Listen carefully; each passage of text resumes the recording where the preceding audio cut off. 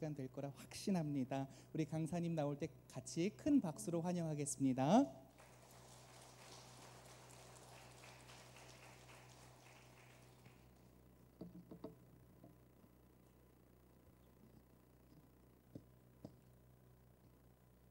감사합니다.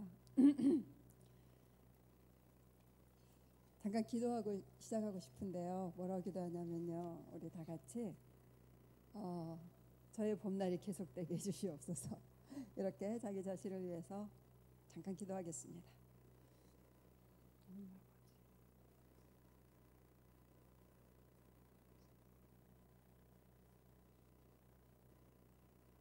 하나님 아버지 감사합니다.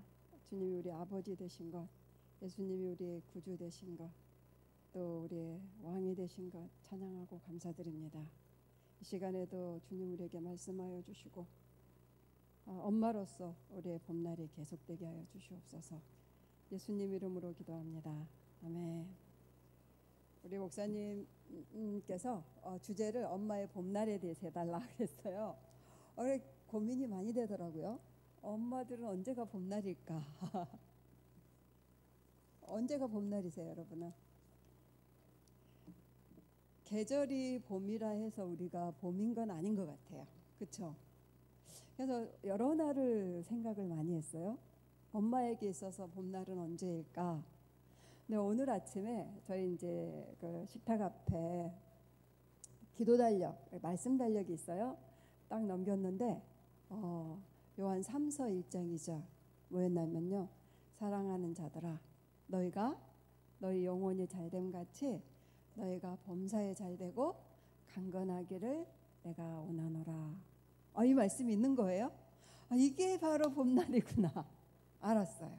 왜냐하면 엄마들은 언제가 봄날이냐면 우리 아이들이 영혼이 잘될 때, 범사가 잘될 때, 항상 강건할 때, 이럴 때가 우리의 봄날인 것 같아요.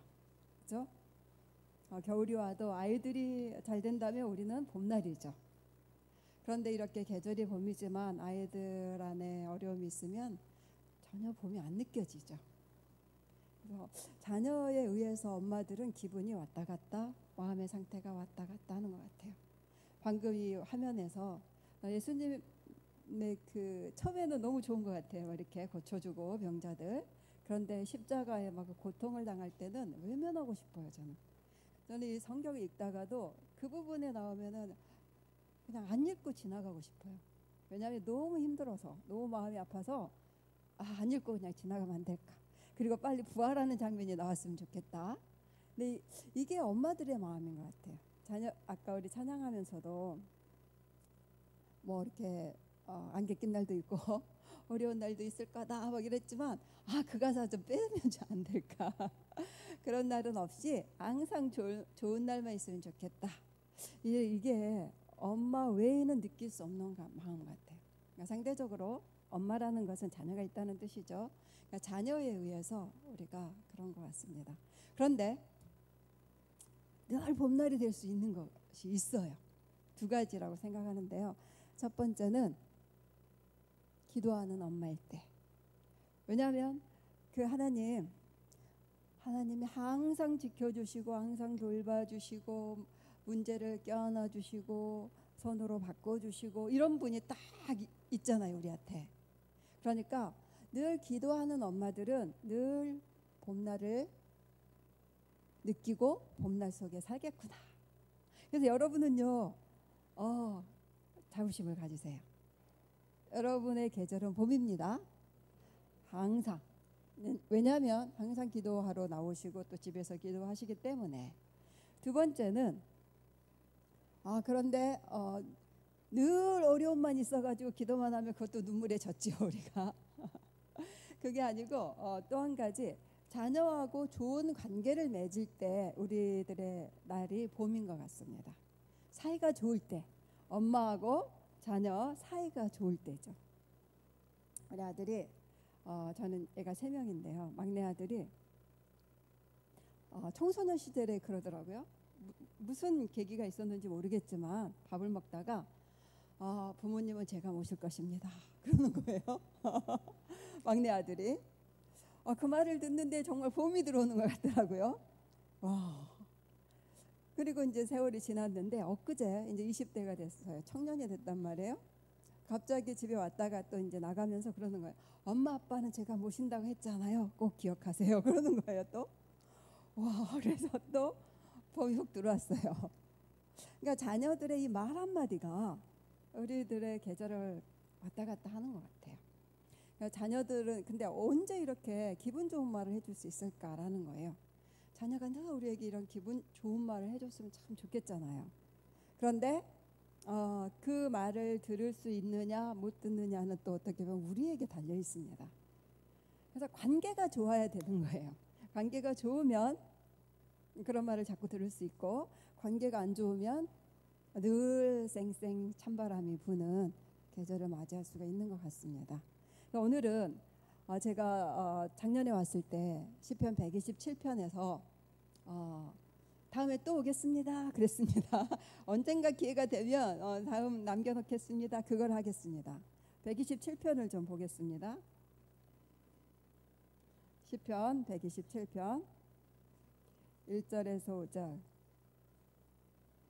한번 다 같이 읽어보겠습니다.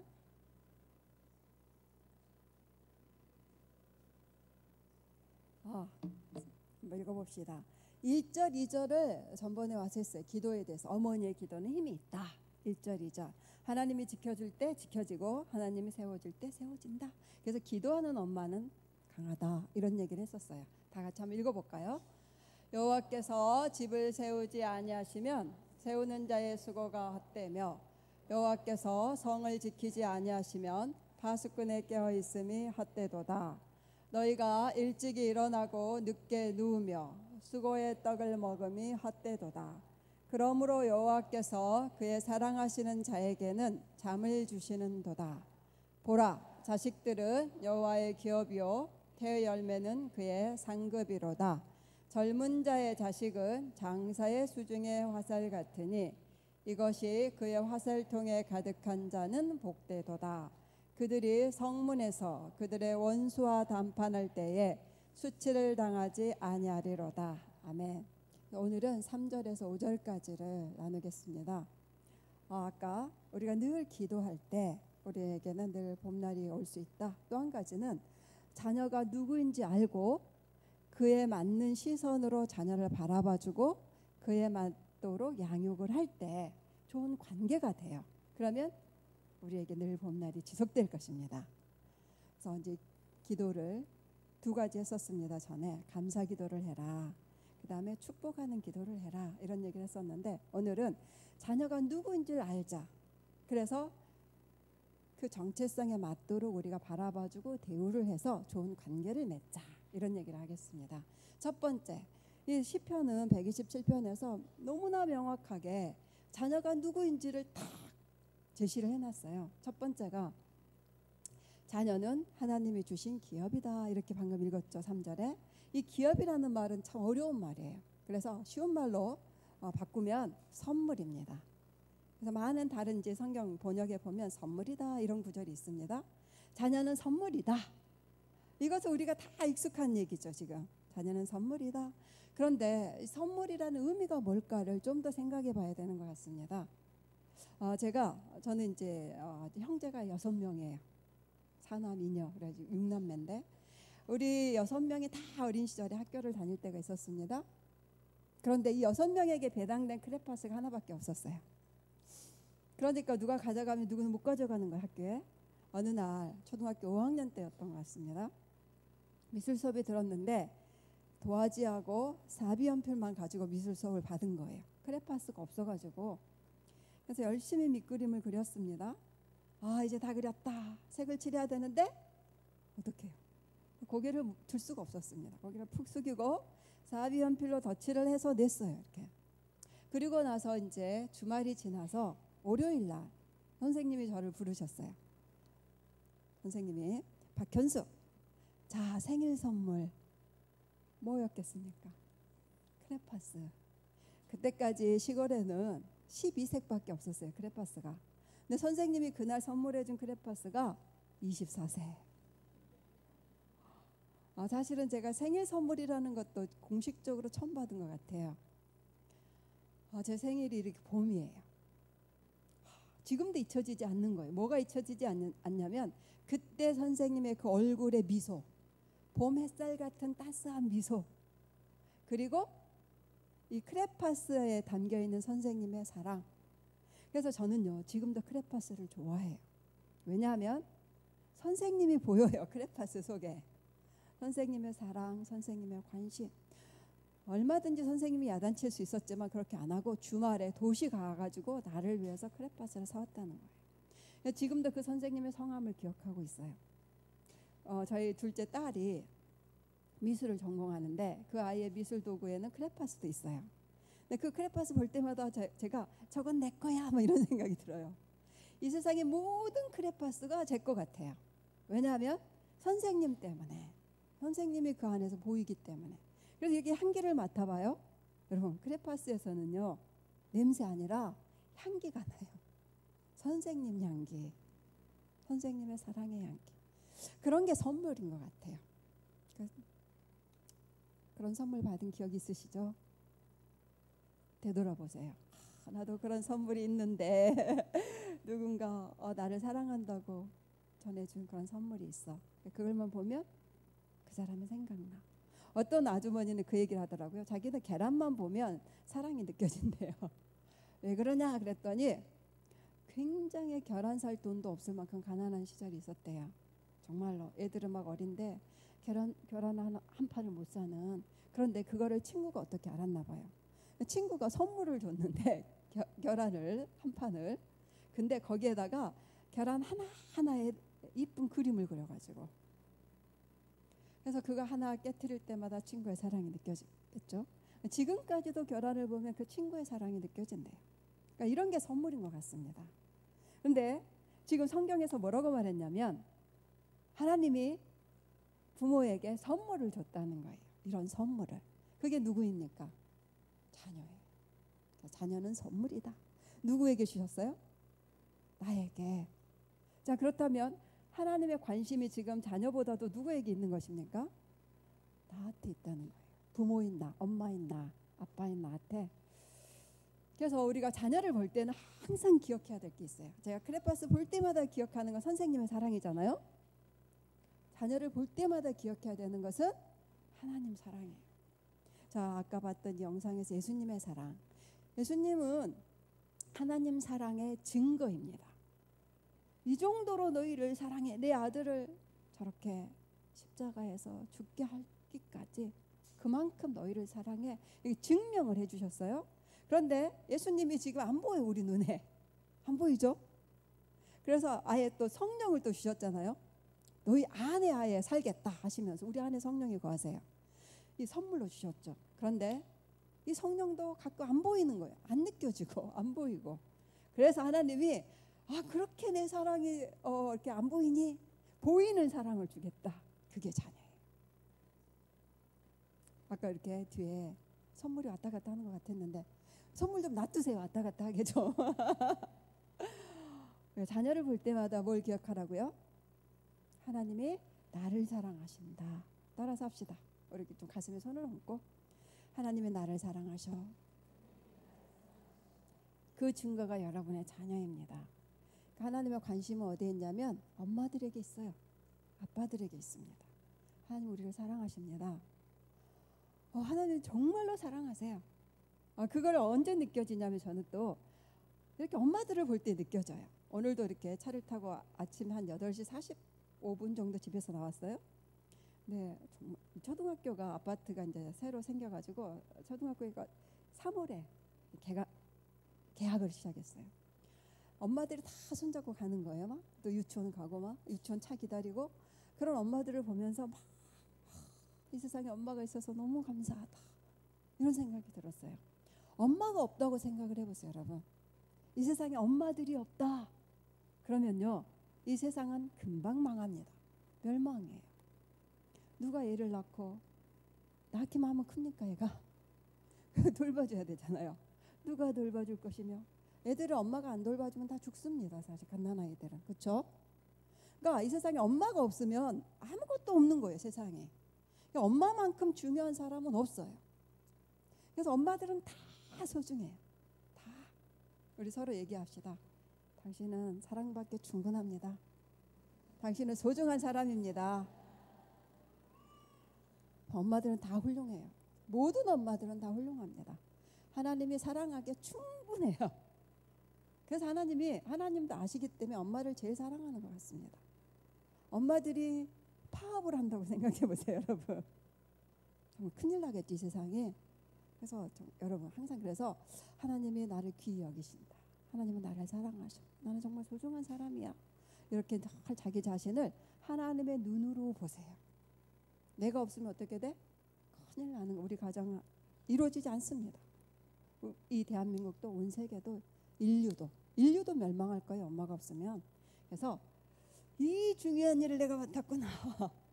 이렇게 생각하시면서 자부심을 가지세요. 그리고 하나님이 나를 사랑하신다. 자녀를 볼 때는 항상 아이고 힘들다 이렇게 하지 마시고 이제는 자녀를 볼 때마다 하나님이 나를 사랑하신다는 증거가 왔다 갔다 하는구나. 하나님은 나를 사랑하시는구나. 이렇게 다시 기억하시기 바랍니다. 어린아이든 장성한 아이든 자녀는 하나님이 우리에게 주신 사랑의 선물입니다. 선물은 사랑할 때 주는 거예요. 관심이 있을 때 주는 거죠.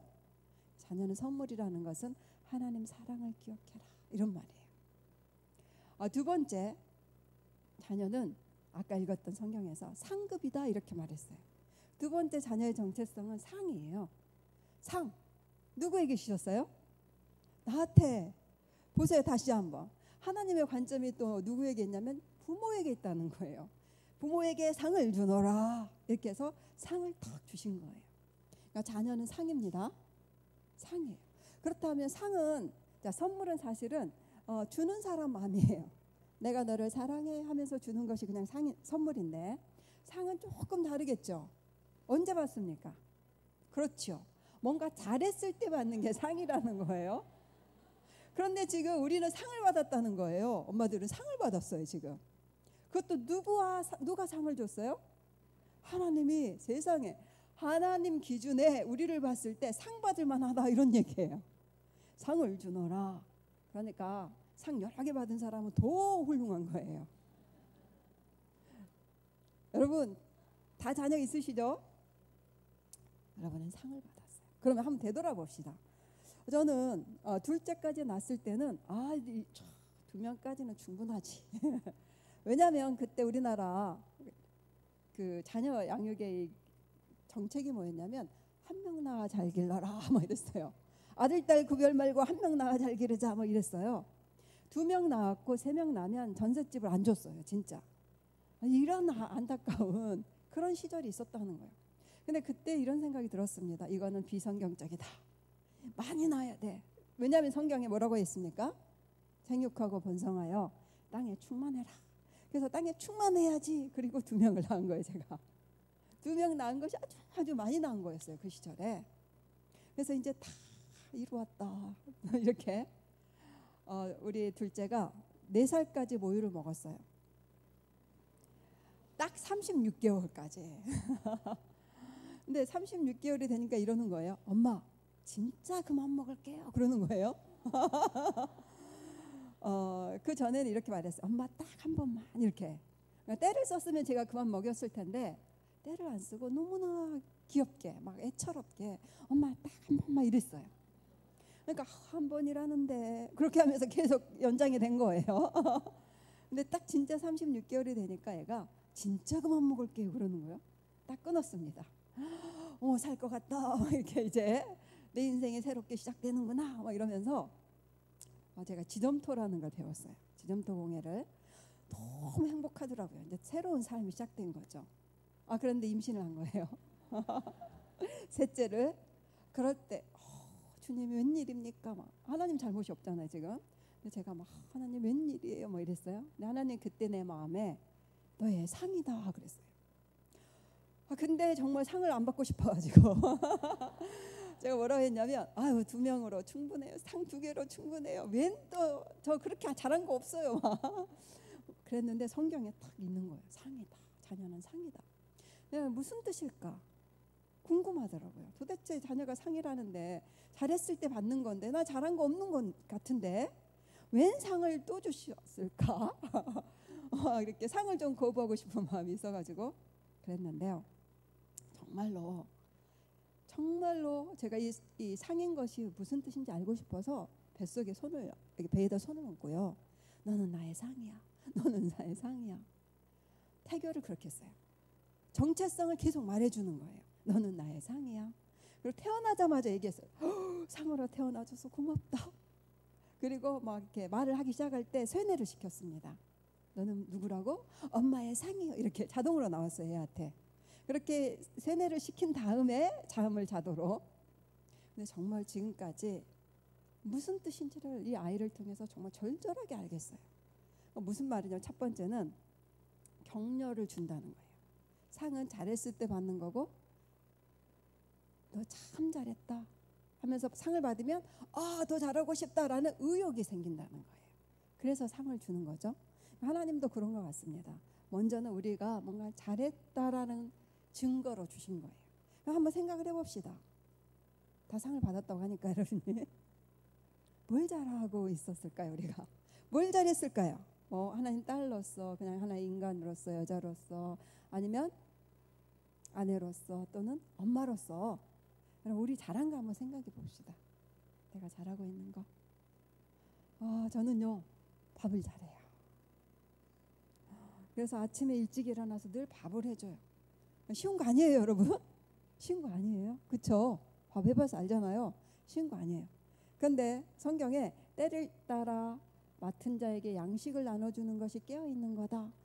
딱 엄마들에 맞는 말씀을 하셨더라고요. 성경에. 이 세상에 깨어있는 것이 뭐냐?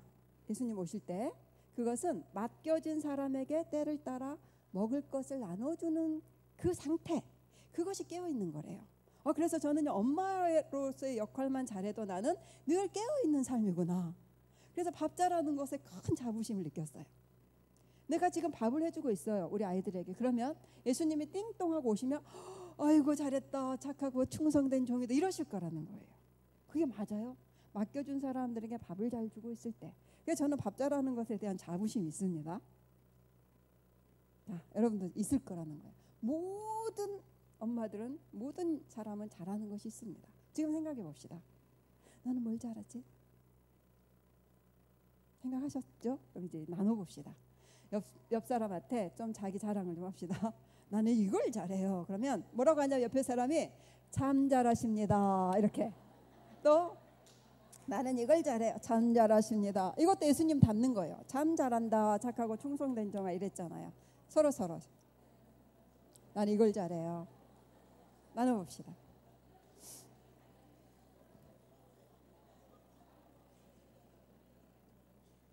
다 잘한 거 있으시죠? 옆에 사람 거 들어봤더니 이거는 좀 발표를 해야 되겠습니다 하는 거 있으세요? 특별한 거 없으세요? 나는 잘하는 게 하나도 없어요 하신 분 혹시 손 들어보실래요? 없으시죠? 왜냐하면 이것이 뭐냐면 하나님의 관점으로 나를 보는 것입니다.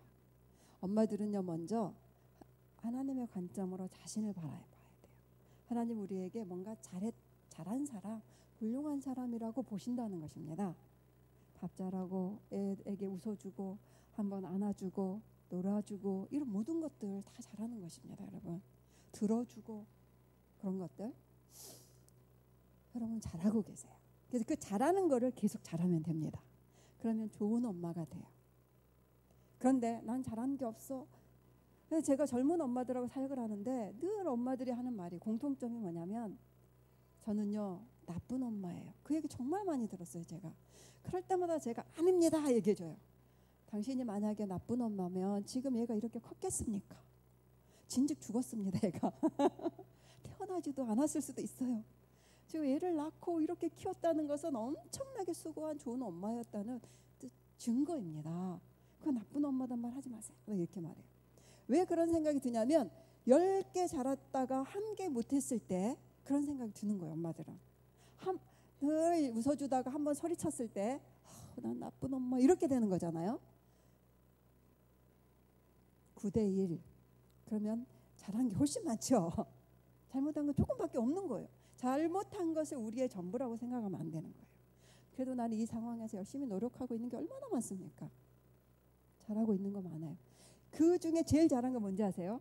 여기 오늘 오신 거예요. 어머니 기도에 오신 것은 진짜 좋은 엄마라는 증거예요. 나 기도하러 가야지. 자녀에 대해서 좀 더 알아보고 싶어. 좋은 엄마가 되고 싶다는 의지가 있는 거잖아요. 오늘 꽃샘 추위니까 안 오고 싶죠? 아, 봄인 줄 알았는데 웬 꽃샘 이러면서 안 오고 싶은데 왔잖아요. 여러분은 훌륭한 엄마입니다. 그것이 하나님의 관점이에요. 하나님도 그래서 여러분에게 상을 주신 거예요. 너 참 잘했어. 너 수고한다. 너 잠 못 자고 잘 못 먹고 식탁에 앉아서 밥 먹어본 적은 언제니? 이렇게 애들 어렸을 때 그러잖아요. 그런다고 해서 자녀가 잘한다고 해서 걱정 근심이 없어지냐? 이것도 아니잖아요. 그 모든 것을 같이 안고 가는 울타리가 되어주고 안아주고 보듬어주고 함께해주는 엄마가 있다는 거, 그런 엄마가 되어준다는 거, 그 자체로 우리는 충분합니다. 저는 그런 생각을 합니다. 늘 하나님 앞에 딱 나중에 갔을 때 하나님이 너 뭐하고 왔냐? 그러면 난 자신 있게 말할 거예요. 있잖아요. 저 3명 잘 키우고 왔어요. 저 이렇게 말하면 그걸로 저는 충분하다는 생각이 들어요. 왜요? 내가 안 키웠으면 잘 못 자랐어요, 애들. 그렇죠? 내가 그래도 있어줬기 때문에 이렇게 인간이 된 거예요. 그래서 저 그거 하고 왔는데요. 그럼 하나님이 그럴 거라고 생각. 넌 참 훌륭하다. 참 잘했다. 넌 착하고 충성된 중이다. 그럴 것 같아요.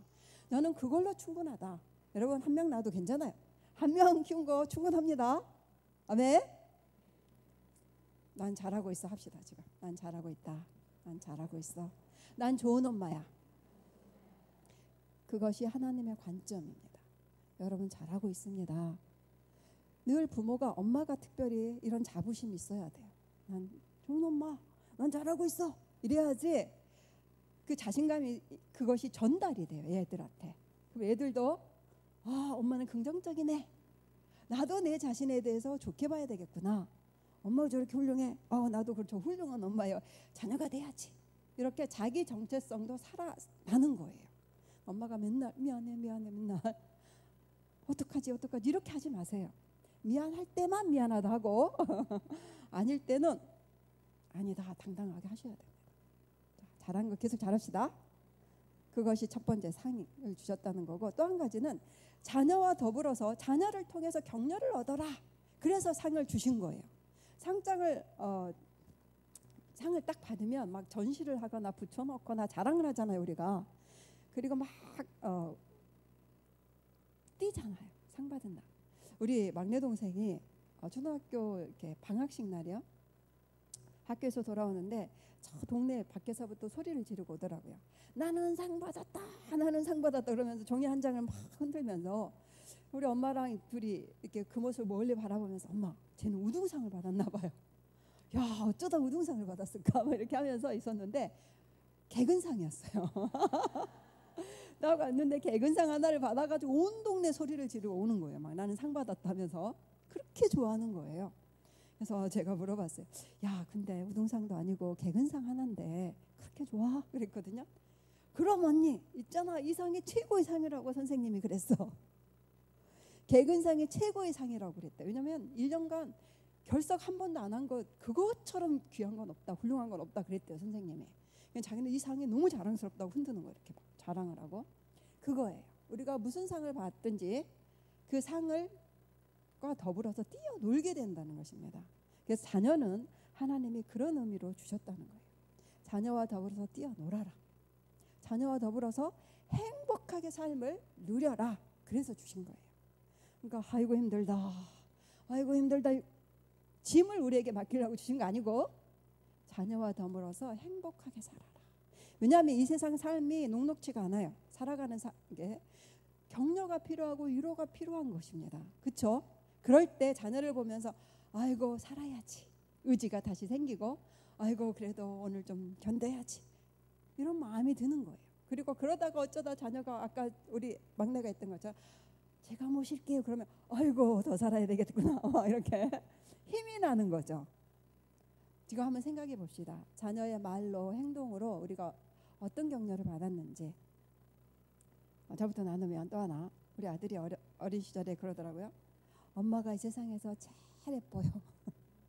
와 그런 말. 또 엄마가 해준 밥이 제일 맛있어요. 요즘도 그래요. 우리 아들이 그러는 거야. 집밥이 다 집밥은 아니더군요. 그런 말을 할 때는 뭐 격려가 돼요. 더 잘해야지 뭐 이러면서 힘이 나고 또 우리 막내 아들이 그러니까 막내를 낳으니까 이렇게 좋더라고요. 막내 아들이 그러는 거예요. 어느 날 어린 시절에 엄마 저는 걱정이에요. 뭐가? 나중에 커서까지 제가 하나님을 엄마보다 덜 사랑하게 될까 봐요.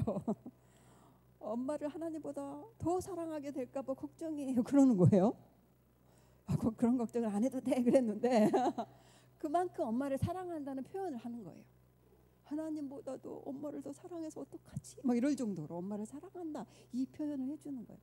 저는 너무 기분이 좋더라고요. 이 아이 엄마가 계속되고 싶다. 이렇게 그런 거 그런 거 아니더라도 이렇게 한번 우리 딸 같은 경우 등도 두드려주고 요즘은 저희 피부에 관심도 가져주고 엄마 이 화장품을 쓰세요 하면서 요즘은 막 사다 줘요. 화장품을. 그런 거 여러 가지 있죠. 지금 여러분 생각해 보세요. 자녀 때문에 자녀의 말이나 태도나 행동 때문에 내가 좀 격려받은 적이 어떤 게 있을까? 되돌아보면 꼭 있습니다. 여러분 지금 생각해 볼까요? 그리고 그것도 좀 나눠봅시다. 저는요 이런 경우가 있습니다. 이렇게 서로 꼭 있습니다. 여러분 없다 그러면 여러분 자녀가 섭섭해할 거예요.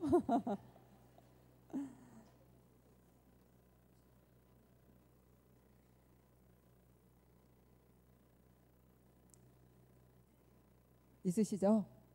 그거를 기억을 잘 해놨다가 그거를 오늘 저녁에 집에 가서 애들한테도 얘기를 해주세요. 너 어린 시절에 눈 떴을 때 얼마나 기뻤는 줄 아냐? 너가 일어났을 때, 너가 뒤집었을 때, 너가 이렇게 웃으면서 들어올 때, 밥 맛있다고 할 때 엄마는 너무 행복해. 그래서 역시 너는 엄마의 상이야. 이렇게 좀 얘기를 좀 해주세요. 그러면 그런 얘기를 들으면 어떻게 될까요? 아이들이 내가 상이었구나. 계속 상이 되고 싶다. 내가 엄마의 선물이었구나. 그럼 난 계속 선물이 돼야지. 정체성에 맞는 삶을 살고 싶다. 이게 생긴다는 것입니다. 마지막은 자녀는 아까 읽었던 화살이다 그랬어요. 화살. 마지막 정체성은 화살이에요. 화살이라는 것은 무기예요. 이 무기는 나의 무기이지만 동시에 하나님의 무기입니다. 그래서 자녀를 하나님이 우리에게 맡겼다. 그런 말이 성립이 돼요. 자, 하나님의 자녀를 우리에게 상과 선물로 주실 때 우리에게 누리라고 주신 거예요. 자녀와 더불어 행복하게 살아라. 나의 사랑을 기억하면서 이런 의미고 이 화살이란 말은 하나님의 군사, 그분의 아이, 그분의 사람을 맡겼다 이런 얘기예요. 하나님이 언젠가 이 세상에 쏘아 보낼 때 그 아이들을 곳곳에 보낼 거 아니에요. 그럴 때 너희들이 잘 보내주라. 그래서 집에 있을 때 잘 갈고 닦아라. 무기를 갈고 닦듯이 이런 의미로 우리에게 맡기신 거예요. 이렇게. 그러면 어떻게 하면 우리가 이 무기를 잘 갈고 닦아서 훈련할 수 있을까라는 것입니다. 한 가지를 오늘 알려드릴게요. 어떻게 하면 자녀를 하나님 나라의 무기로, 하나님 나라의 군사로 잘 훈련할 수 있을까? 그리고 부모와는 좋은 관계를 맺으면서 이렇게 발달이 아이들이 성장 단계가 있잖아요. 그것에 맞게 양육할 때예요. 어떻게 하는 거냐면 이제 뱃속에 들어왔을 때부터 여기서부터 시작되는 것 같습니다. 자녀 양육은 뱃속에서부터 태교를 잘해야 됩니다. 가장 중요한 태교는 뭐냐면 너를 환영한다는 표시를 하는 것입니다. 아까 저처럼 받기 싫은데 왜 주셨을까? 이러면 안 되는 거예요. 그거 회복해야 됩니다. 그래서 딱 임신을 알았다 하면은요 무조건 주님 감사합니다. 그리고 아이한테만 환영해, 선물로 와줬구나, 고마워 이렇게. 그리고 저처럼 너는 선물이야, 너는 상이야, 정체성을 계속 말을 해주세요. 너는 하나님 나라의 군사란다, 고맙다. 그러면 아이가 어떻게 되냐, 뱃속에서부터 정체성을 깨달아서 행복해, 자신감 있게 세상을 나갈 거야. 이게 심겨지는 거예요. 뱃속에서 영향이 엄청납니다. 또 한 가지는 성경을 계속 들려주세요. 왜냐하면 성경은 뭘 말하는 거냐면 너는 누구다 이런 정체성을 말해주는 거예요. 성경은. 그러니까 계속 성경을 듣다 보면 아이가 나는 누구구나 이게 생겨요. 그리고 어떻게 살아야지. 그리고 딱 뱃속에서 태어나잖아요. 딱 나오잖아요. 그러면 그때도 그래서 제가 그걸 했어요. 우리 아이에게 너는 상이야 한 다음에 태어나자마자 감사합니다. 어떻게 하는지 아세요? 의사 선생님한테 간호사 선생님한테 감사합니다. 아기 놓고 그런 엄마 보셨어요 지금까지? 한 명도 없습니다. 왜냐하면 제가 무통분만 한 거예요. 막내를. 그 라마조 호흡법을 열심히 익혀가지고 무통으로 애를 낳으니까 너무나 웃으면서 애를 낳은 거예요. 그리고 얘를 탁 놓고 고맙다 상으로 와줘서 얘기한 다음에 막 간호사 의사 때 막 고맙다고 감사하다 한 다음에 웃고 나왔어요. 이렇게. 우리 가족들이 뭐라고 했냐면 애 낳고 웃고 나온 사람 처음 봤다 그랬어요. 계속 이게 환영한다는 얘기를 해줬어요. 그래서 계속 너는 상이야 이렇게. 자, 이 태어나서 1년간은 온전한 용납과 사랑이에요. 정말 그래서 그때 뭘 해야 되냐 가장 많이 안아주셔야 됩니다. 온 가족이 환영을 해주고 사랑한다 말해주고 인간은 인생을 살아갈 때 지금 요즘 100세 시대잖아요. 100세 120세 산답니다. 여러분 앞으로 이 긴 세월 동안에 한 번 정도는 인간은 온전한 사랑을 받아와야 됩니다. 누군가로부터. 근데 그게 잘 안 된다는 거예요. 이 세상에 살아가는데. 근데 그때가 이때예요. 무기력하게 누워있을 때. 그때 온전한 사랑을 받을 수 있는 최고의 기회인 것입니다. 내가 아무것도 안 했는데 사람들이 나를 사랑해 주는 걸 경험해야 된다는 거예요. 근데 그때 시절이에요. 그래서 할머니, 할아버지, 뭐 형아, 누나, 이모, 삼촌 다 같이 온전한 사랑을 해줘야 돼요. 환영을 해주고. 그러면 정체성이 탁 강해지죠. 인간에게 있어서 가장 중요한 건 정체성이에요. 자신감, 자존감. 자존감이 생기면 자신감이 생겨서 세상이 두렵지가 않습니다. 그래서 하나님 나라의 군사가 될 수가 있어요. 근데 이것이 어린 시절에 아주 많이 형성이 됩니다. 뱃속에서부터 태어나서 1년간 온전한 사랑을 해줬다. 아이고 다 키웠는데 이제 어떡하냐 이런 생각이 들죠 지금. 한 명씩 더 낳으시든지 아니면 손주가 태어나면 그렇게 해주면 돼요 여러분. 그리고 교회에 있는 다른 아이들을 그렇게 해주면 됩니다. 주변에. 자, 그 다음에 2돌 전후까지는 이제 자아가 왕성하게 발달합니다. 2돌 전에. 그때가 조금 힘듭니다 키우기가. 왜냐하면 고집이 생겨요. 그거는 환영할 일이지만 내 거야 하면서 그럴 때는 어떻게 하냐면 부모가 앞으로 가야 됩니다. 엄마가 특별히 자녀의 앞으로 가야 돼요. 무슨 말이냐면 자녀한테 끌려다니면 안 된다. 이게 원칙이에요. 만약에 자녀에게 끌려다니면 어떻게 되냐면 아이가 불안함이 싹 틉니다. 이때 부모가 나의 울타리인 줄 알았는데 내가 울타리야? 난 어디까지 울타리를 쳐야 돼? 불안해. 이렇게 됩니다. 그래서 반드시 이때는 끌고 가야 됩니다. 안 되는 건 안 되고 되는 거 되고 이렇게 울타리를 쳐주는 거예요. 절대 이것만 있으면 돼요. 끌려다니지 않겠다.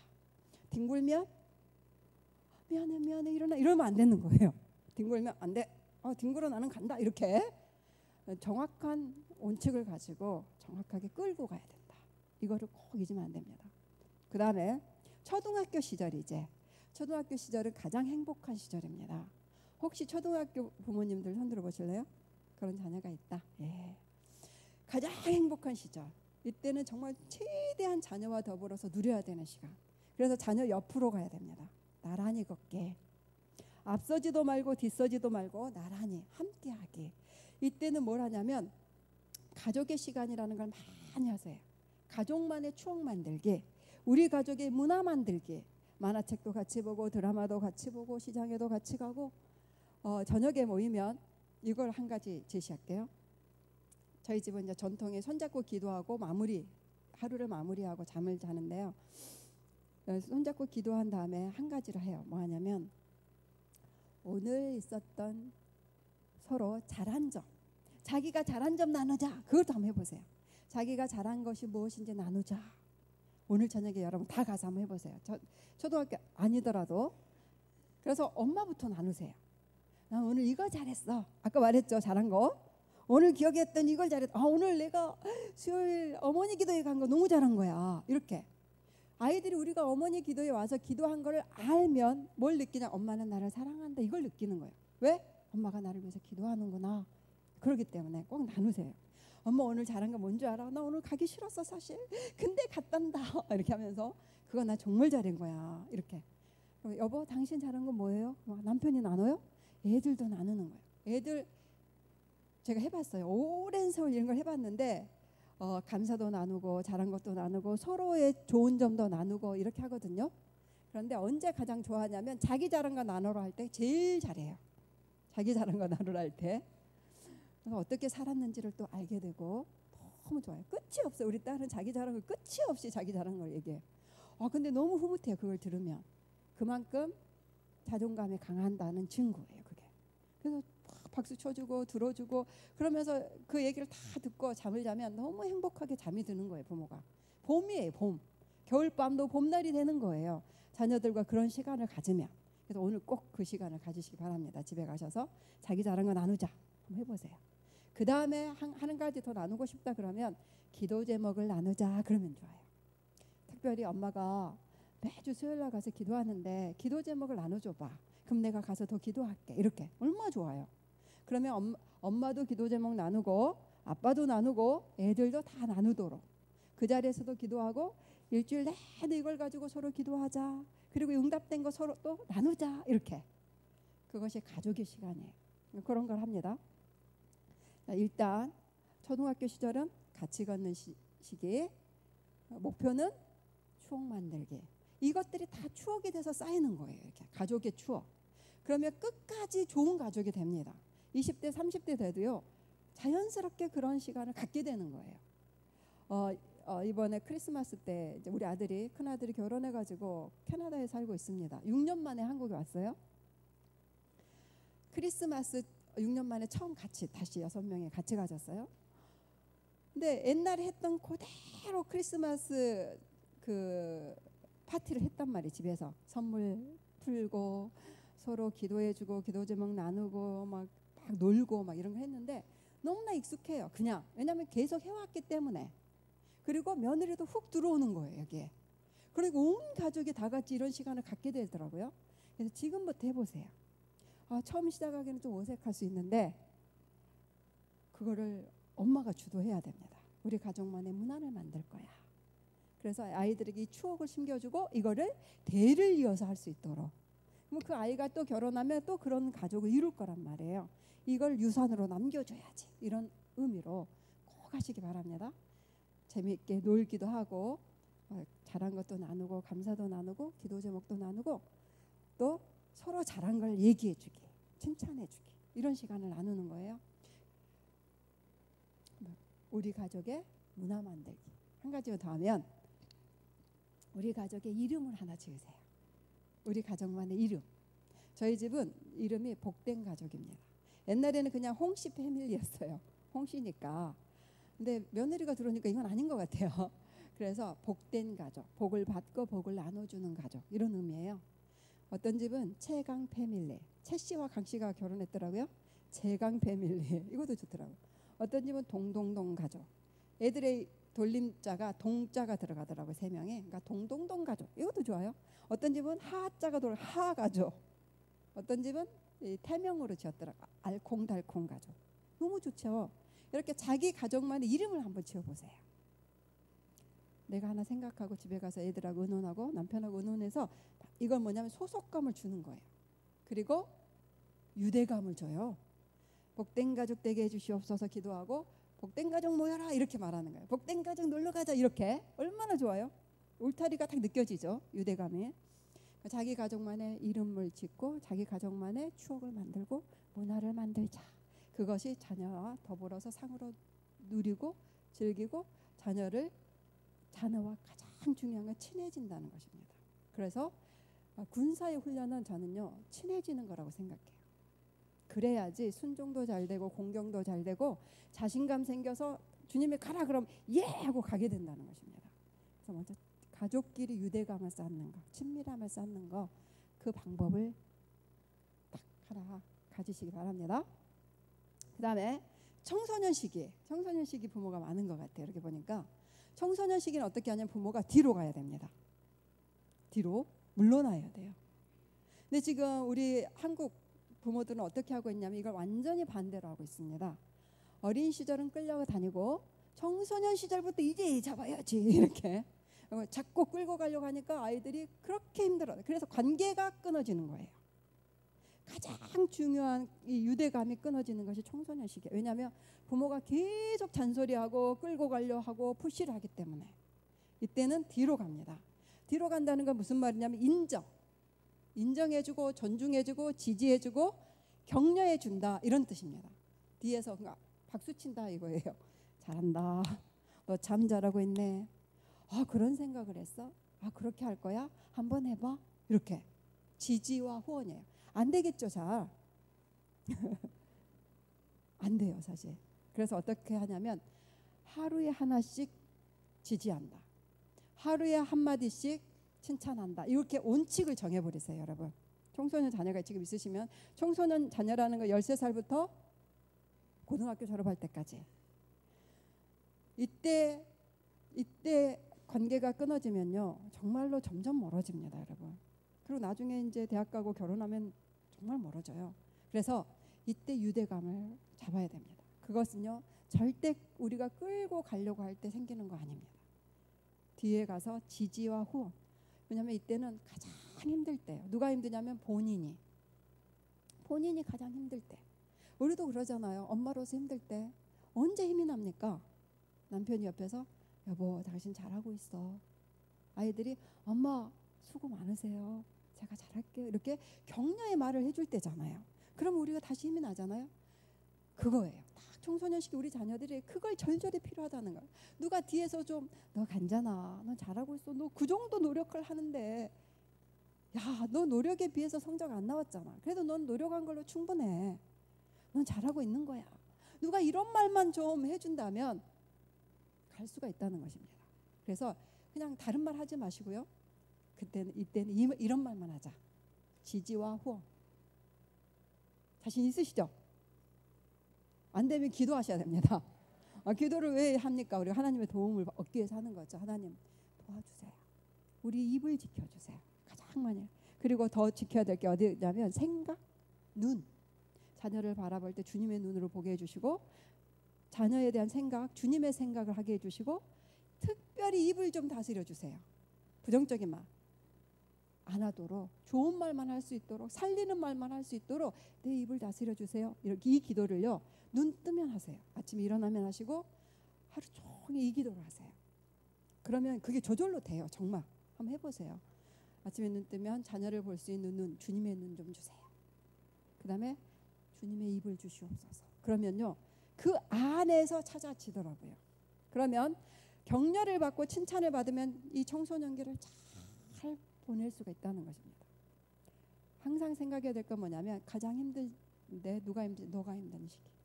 실제로 그렇습니다 여러분. 왜 힘드냐면 엄청나게 호르몬이 변화되기 때문에 남자아이들은 15배, 여자아이들 10배로 분출을 합니다. 청소년 시기에.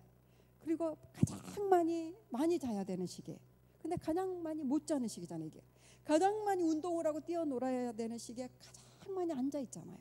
그러니까 이 에너지는 분출하는데 이렇게 잡혀 있는 거예요.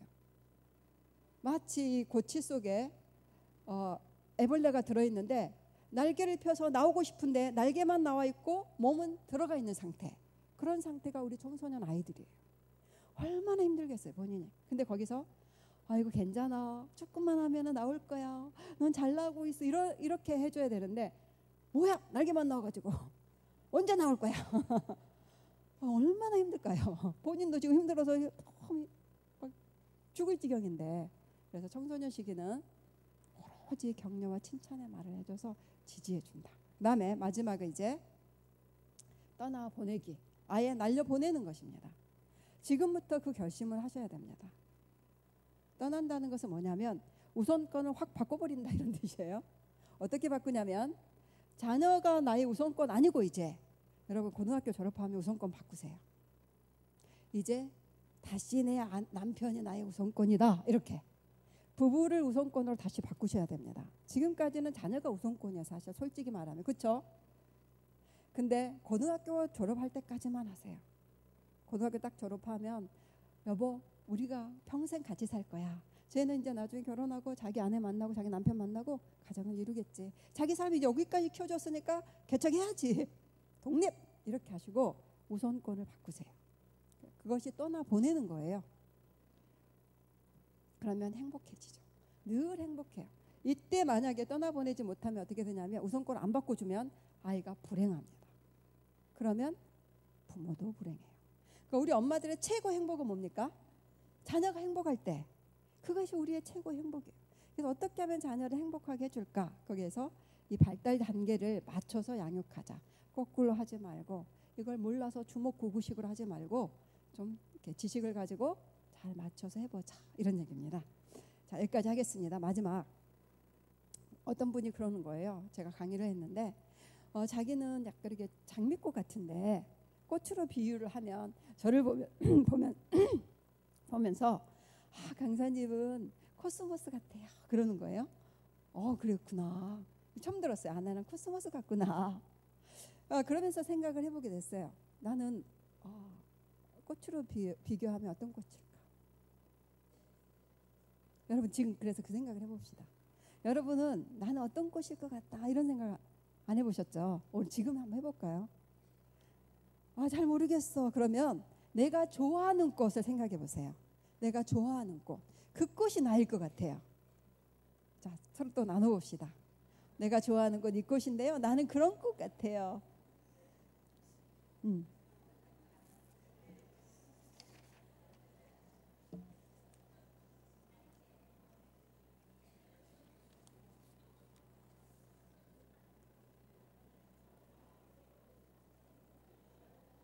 하나씩 꼭 정하세요. 여러분은 진짜 다 하나님 관점으로 봤을 때는 가장 아름다운 꽃들입니다. 그런데 다 백합이거나 다 장미는 아닌 거죠. 왜냐하면 하나님은 모든 꽃을 다 그분이 만드셨어요. 다 소중하고 아름다운 꽃들이죠. 모든 꽃이. 저는 제일 좋아하는 꽃은 풀꽃이에요. 자잘한 풀꽃. 그것이 또 흐드러지게 많이 피어 있는 것. 그걸 보는 게 좋아요. 풀꽃이. 아니면 한 송이여도 좋아요. 그래서 저는 풀꽃 같은 사람 같아요. 풀꽃을 좋아하니까 하나님 관점에서는 그 풀꽃도 참 아름답다고 생각해요. 왜냐하면 내가 봐도 아름다우니까. 무슨 얘기를 하려고 하냐면 여러분 자녀도 마찬가지예요. 여러분 자녀도 다 다른 꽃입니다. 옆집 꽃과 같지 않고 나의 큰 꽃과 작은 꽃이 같지 않습니다. 다 다른 꽃이에요. 그러면 그 꽃에 맞는 빛깔이 있고 향기가 있고 모양이 있다는 거예요. 그럼 언제 가장 행복하냐면 그 꽃이 될 때가 가장 행복한 거예요. 그 꽃으로 대우받을 때가, 인정받을 때, 존중받을 때가 가장 그 꽃은 행복합니다. 내가 좋아하는 꽃이 있고 내가 그런 꽃으로 인정받을 때 행복하듯이 여러분 자녀를 바라볼 때도 너는 너의 꽃이 되라. 다른 꽃과 비교하지 말고 너는 너의 향기를 바라고 너의 모습이 되면 그걸로 충분해. 이런 엄마들이 되어줬으면 좋겠다. 그런 엄마들이 어떤 엄마냐면 봄 같은 엄마예요. 그래서 네 가지형의 엄마가 있다고 저는 생각합니다. 봄날 같은 엄마, 여름 같은 정열적인 엄마, 뜨거운 엄마, 막 열정이 강렬한 엄마, 너도 막 앞서가야 돼, 막 이렇게 미는 엄마. 가을 같은 엄마, 풍성한 엄마, 돈이 많은 게 최고야, 막 이러면서 능력이 많아가지고 막 너도 돈을 많이 벌어라, 막 이런 엄마. 그다음에 겨울 같은 엄마, 쌀쌀한 엄마, 막 규칙적이고 막 규제하고 막 휴지 버리면 안 되고 아침에 정확히 일어나야 되고 막 너무너무 차가운 엄마. 이런 네 가지 엄마가 있을 것 같아요. 근데 어떤 엄마가 되고 싶으세요, 여러분? 그렇죠. 봄 같은 엄마 되고 싶죠. 따뜻한 엄마, 따뜻한 볕 같은 엄마, 꽃 같은 엄마. 기대고 싶고 가고 싶고 향기 맡고 싶은 엄마 되고 싶죠. 자녀들의 입장에서는 그런 엄마를 기대할 거예요. 우리가 잘못 생각할 때 많아요. 똑똑한 엄마를 좋아할 거야, 돈 많은 엄마를 좋아할 거야.